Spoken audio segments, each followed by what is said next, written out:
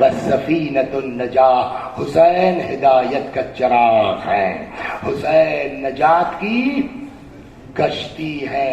اور یہ بات بھی میں اپنے بچوں کو بتا دوں، یہ بارگاہ وہ ہے، آنا آنا پائی پائی، وقت ہوتا تو سناتا میں کئی، 1-1.5 منٹ میں ختم ہو جائے۔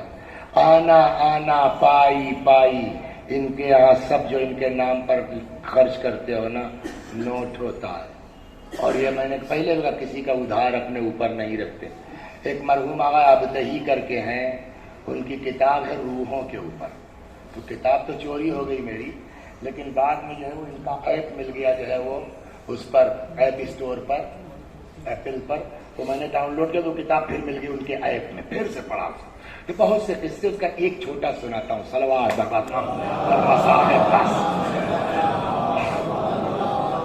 یہ جو آپ ایک ایک آنا، 4 آنا، 10 پیسہ نا، کچھ ضائع نہیں ہوتا۔ ہم لوگ پڑھتے تھے وہاں مدرسہ نازمیہ میں، تو کچھ سب لڑکے برابر تھوڑی ہوتے تھے، تو کچھ غریب گھر کے ہیں بیچارے جو ہے، کچھ بہت مالدار، تو مالدار کے لونڈے جو ہوتے تو زیادہ نقشے باز ہوتے، تو وہ اپنا کھایا پیالہ پلیٹ پھینکی، اپنا نکل لیے۔ تو وہاں 3 باورچنیں تھیں نازمیہ میں جو ہم لوگ پڑھتے تھے، 77 کی بات ہے، 78-77۔ تو اس میں ایک مومنہ کی بیچاری شیعہ تھی سادات میں، پتہ نہیں ان کو کیا پیار تھا بچوں سے، ہم لوگوں سے، تو بالکل اماں کی طرح۔ یہ نواب لوگ جو پلیٹ پیالہ پھینک کے جاتے تھے نا، تو وہ پتہ نہیں مر گئی ہوں گی، اللہ ان کی مغفرت کرے بیچاری تھی، وہ بالکل اماں کی طرح سب کا پلیٹ پیالہ رکھ کر کے دھل کر کے رکھ دیتی تھی۔ جب یہ نواب لوگ، اے بیٹا لو تمہاری پلیٹ یہ ہے، تو لڑکے کیا کرتے تھے جن کے پاس ہے، تو مہینہ پورا کسی نے 1 روپیہ دے دیا، کسی نے 8 آنا دے دیا، کسی نے 4 آنا۔ ہم لوگوں کو یاد ہے 70 روپیہ مرحومہ تنخواہ پاتی تھی، تو اس سے تو اپنا گھر چلاتی تھی۔ یہ لڑکے 54 58 دیتے تھے نا پیالہ والا دھلنے کا، وہ بڑھیا ایک چکیا بنائی تھی۔ اکثر وہ مومنہ یاد آتی ہم لوگ چھوٹے چھوٹے، تو اس میں جو ہے یہ سارا پیسہ اس میں چکیا میں ڈالتی رہتی۔ جب 15 محرم کے بعد مدرسہ کھلتا تھا نا، ہم لوگ لکھنؤ جاتے تھے، تو یہ بیچاری بڑی بھی کہتے تھے، لوگ بڑی بھی آتی تھی، تو کہتے تھے اے بچوں اب تمہارے پیسے کی مجلس ہونا ہے۔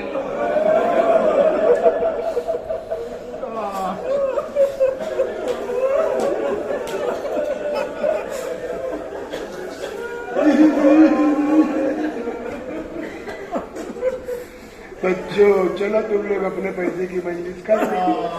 اور پھر یہ لڑکے جاتے تھے رکشے میں 70 80 90 جتنے ایسے پہنچتے تھے، اور اس وقت وہ شیرمال بانٹتی تھی ان پیسوں۔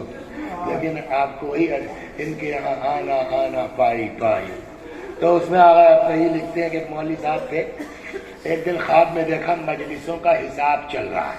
کیا؟ تب تک میری مجلس کا نمبر آ گیا، ذاکر فلاں، بانی فلاں قصاب۔ اب قوم ایک ایسی جگہ ہے جہاں 100% شیعہ ہے، ہر قوم کے لوگ ہیں، اور جہاں 10 لاکھ کی آبادی ہو، کل کے کل شیعہ ہو، تو تبرک میں شارٹیج تو ہوگی۔ تو کہنے لگے صاحب میری مجلس کا حساب شروع ہوا، ذاکر فلاں، بانی فلاں قصاب، شکر اتنے کی، چائے پتی اتنے کی، کہ جیسے یہ ہوا قند اتنے کا، امام حسین نے کہا نہ، کل والا سستا تھا، مثلا 10 روپے کا نہیں 8 روپے کا تھا، مثال کے طور پر۔ میری آنکھ کھل کے ہڑبڑا گیا، یہ کیا؟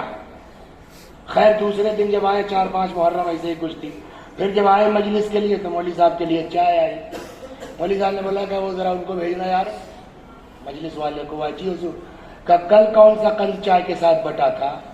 کہ یہی تھا، کہ میں اپنی بارے میں نہیں پوچھ رہا ہوں، پبلک میں۔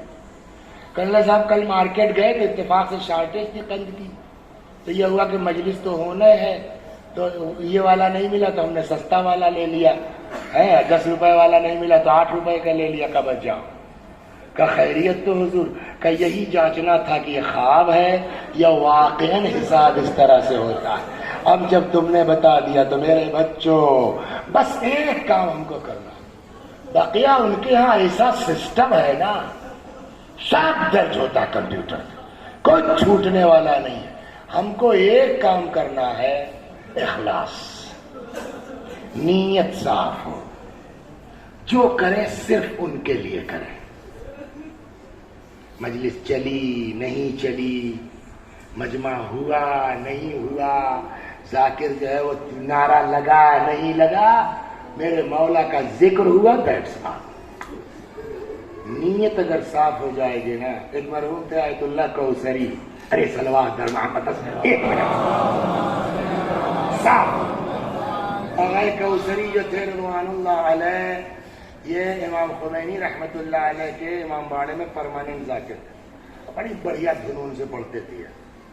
تو اسی میں اچھا آپ پھر سوچیے وہی قم جیسا شہر کہ جہاں 100% شیعہ ہو تو عاشور کے دن کیا حال ہوگا، 20 لاکھ پبلک ہو.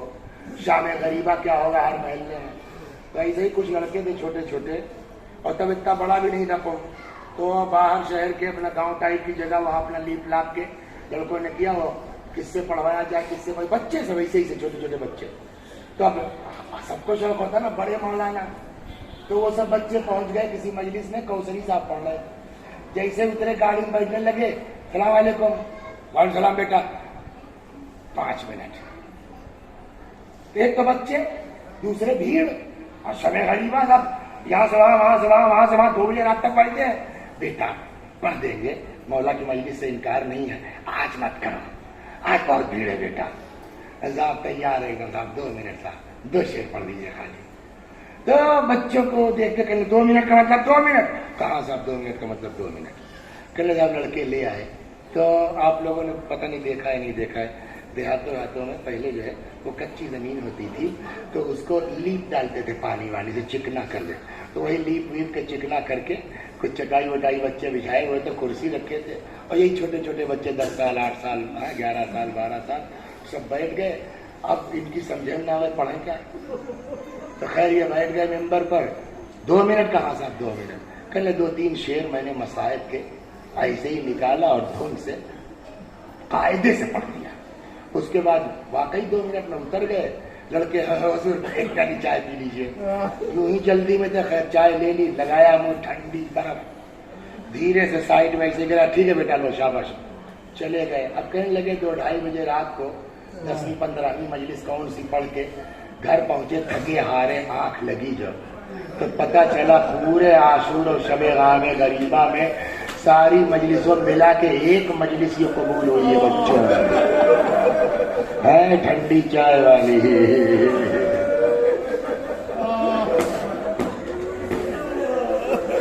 2 منٹ والی شہزادی آئی ہے، فرماتی ہے کیا ہوا، تو نے ان بچوں کی چائے سے کیوں انکار کر دیا؟ ٹھنڈی تھی اس لیے. یہ نہیں پتا تم کو ان بچوں کے ساتھ میں لگی.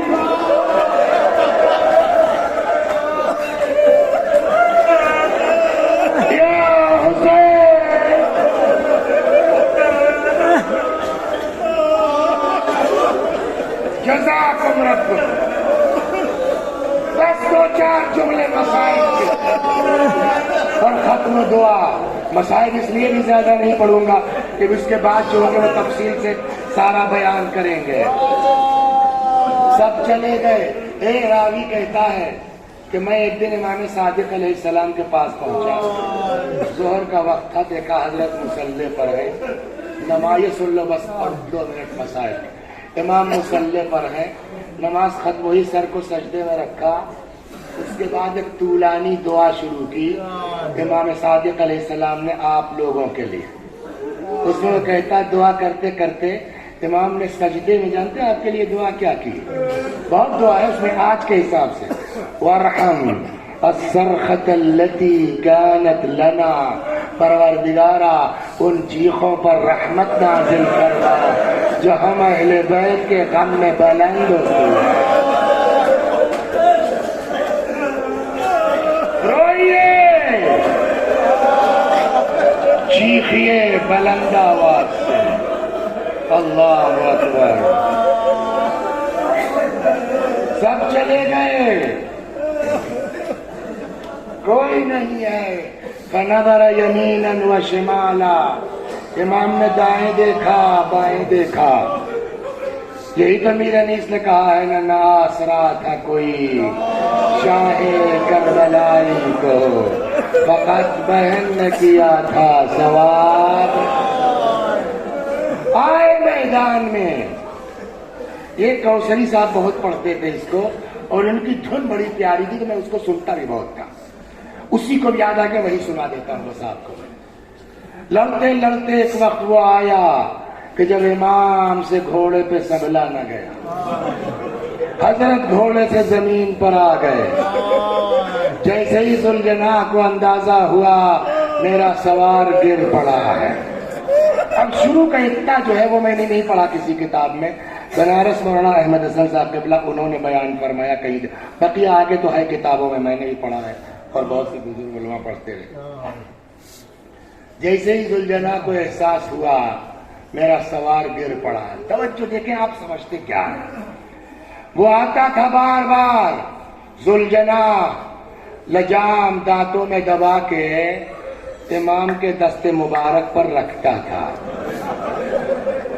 بات سمجھے یار. جانور ہے نا اپنے دل کی بات تو نہیں کہہ پائے گا لیکن ہم آپ تو سوچ سکتے ہیں نا شاید ذوالجناح کے ذہن میں یہ خیال رہا ہو کہ اگر ایک بار یہ لجام پکڑ کے سوار ہو جاتے میں دوڑ کے ان کو زینب تک پہنچا دیتا.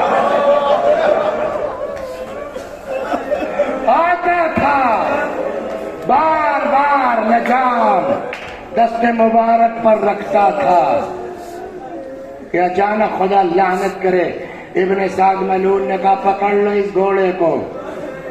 فَإِنَّهُ مِن جَوَادِ رسول اللہ. یہ پیغمبر کا گھوڑا ہے. گھیر لیا. کہیں میں نے پڑھا تھا 2 سال پہلے 40. پچھلے سال کسی کتاب میں نظر پڑی 17 بھی کم نہیں ہے. جب جو ہے وہ جزیدی سپاہی پکڑنا چاہتے دوڑانا شروع کیا. اس نے ہاتھ پیر چلانا شروع کیا.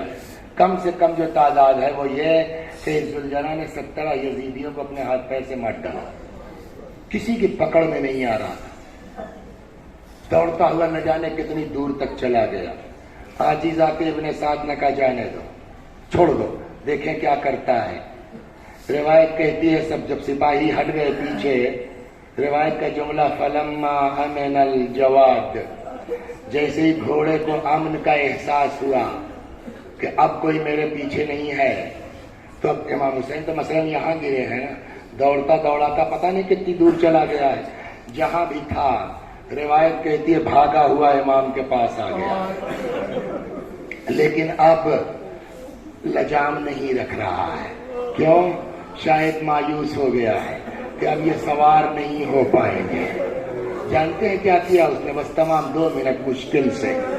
بعض کتابوں میں ہے اپنی پیشانی کو یا اپنی زلفوں کو کاکل کو امام کے خون میں رنگین کیا اور وہاں سے تیزی کے ساتھ دوڑتا ہوا در خیمہ پر آیا. خیمے کے دروازے پہ آن کے ہنانا شروع کیا.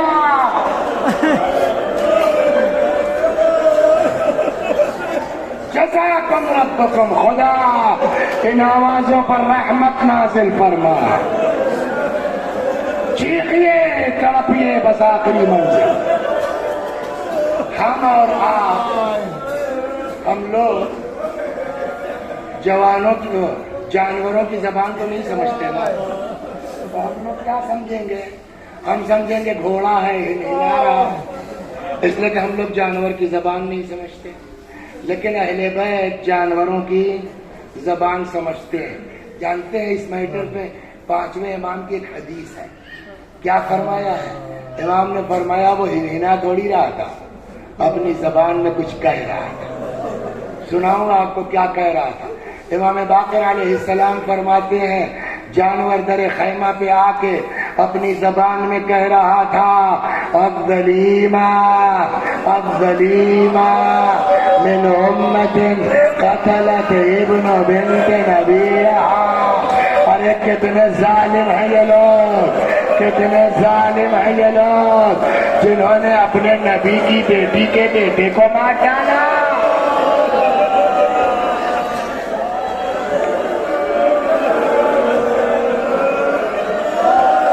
ماشاء اللہ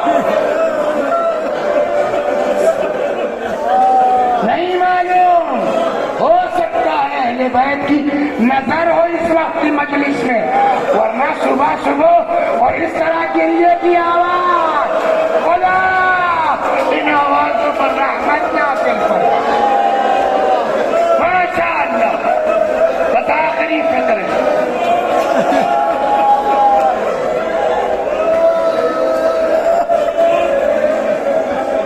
در خیمہ پہ آ کے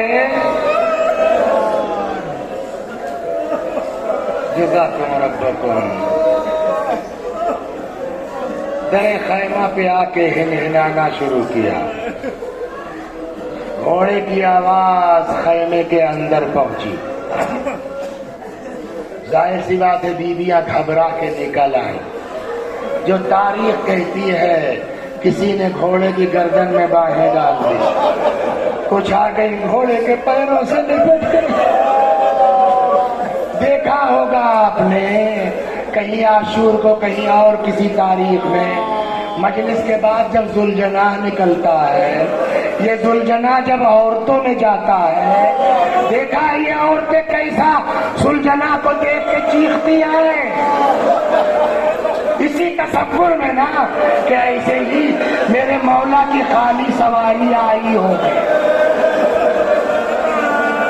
جب کئی عورتوں میں کوئی زینب نہیں ہے، جب کئی عورتوں میں کوئی کلثوم نہیں ہے، ذرا سوچئے بیویاں جب نکلی ہوں گی، گریے کا عالم کیا، کسی نے گردن میں باہیں ڈال دی، کچھ آئی پیروں سے لپٹ گئی۔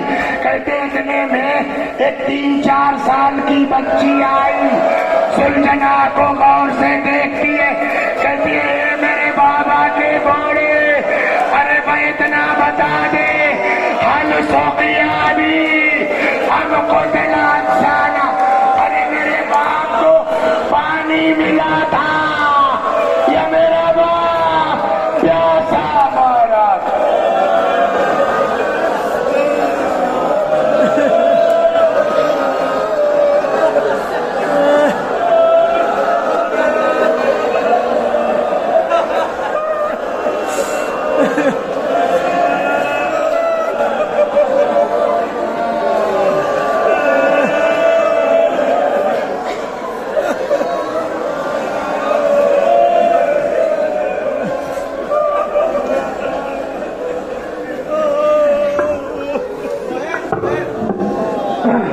زہیر صاحب سے گزارش ہے کہ برائے کرم آئے اور نہا خانی کے فرائض کو انجام دے۔